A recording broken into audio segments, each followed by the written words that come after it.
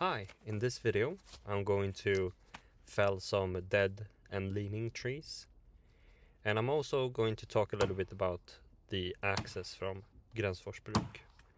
Recently I've done a deep dive on YouTube, listening to some of my favorite axe YouTubers about their axe preferences and why they have those preferences, and I just wanted to chip in. So, for as long as there's been overpriced axes, there have been people talking about those overpriced axes. Both good reviews and bad reviews. And lately people have been focusing on Gränsfors Bruk's axes. And there are multiple reasons, and I think that a lot of them are valid. But I still think that the points of views that a lot of people have on these axes can be a bit discouraging for people that really love those axes. I have another special interest. I love to go mountain biking, and there are so many different brands of so many different qualities, and there are some bike brands that have the same kind of rumor or the same kind of reputation as Gränsfors Bruk have at the moment. Gränsfors Bruk, my favorite axe brand, has a lot of things in common with Scott Bicycles, my favorite mountain bike brand.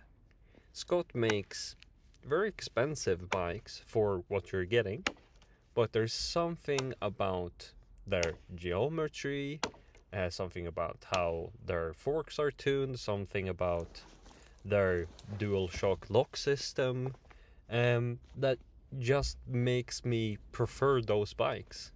And the same is true for Gränsfors Bruk Axes. I know that there are axes that more experienced people prefer, but I love my Gränsfors Bruk's axes, just as I know that there are cheaper and more bang for buck bikes out there. But I'm not buying those brands. I'm buying Scott bicycles because that's the one that I prefer. And I think that when people are going to buy their first, second, or even third axe, what they should do is, of course, like experiment by different sizes and handle lengths and head weights and different types of geometries of that head. But if you've found what you really like, why listen to what another person thinks is the best axe or the best bike? Just go with the one that you love and keep at it. The same is true for anything, I think. Just pick something that you like. Of course, try other things and see if you are evolving in your tastes, but don't let anyone tell you that the axe or bike that you've chosen is lesser than. And when it comes to both bikes and axes, no bike or no axe comes perfect out of the box. You're gonna have to adjust the handlebar length, you're gonna have to adjust the angle of the handlebars, you're gonna have to adjust the angle of your seat, you're gonna have to adjust the length of your seat post. There are so many things that you're gonna have to adjust on a mountain bike to fit you, and the same is true for any axe that you're gonna buy.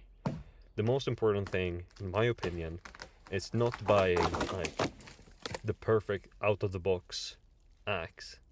It's learning how to use them and modify them so they fit you. Okay, rant over. thank you for tuning in and watching me chop some wood.